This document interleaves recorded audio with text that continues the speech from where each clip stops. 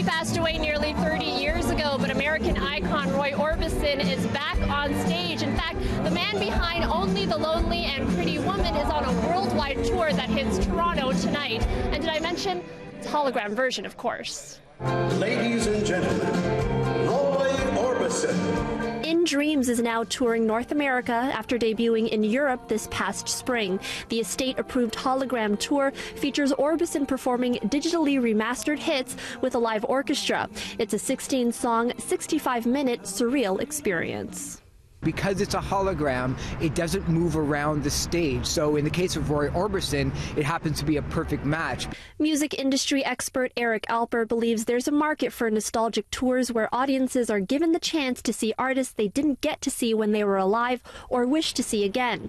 He believes where the technology stands at the moment, an Orbison hologram tour just makes sense. He didn't move around the stage. He wasn't dancing and doing splits like James Brown or Michael Jackson. He was just there singing along with his guitar. Though there is an element of interaction. At the end, Orbison's hologram thanks the audience and then turns to the orchestra.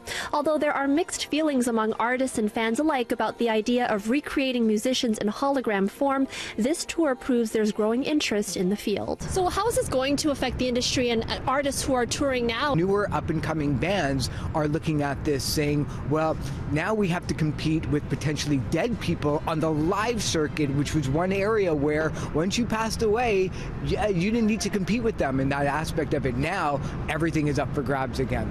Alper says the quality of the technology will advance quickly in the next few years, allowing a wider range of artists, both dead and alive, to tour as holograms. Yeah, we've already seen Tupac and Michael Jackson in hologram form, and of course Roy Orbison is now on tour again. The rumors have it that Amy Winehouse might just be the next person that will be going on a hologram tour.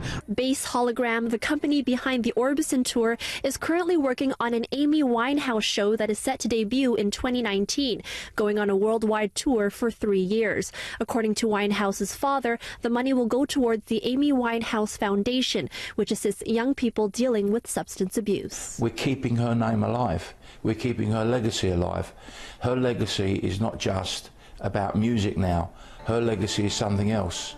Her legacy is about helping young people. But I would imagine that artists like Paul McCartney or Elton John or David Bowie's estate are looking at this as well, saying, well, it may not be the final tour for us just yet.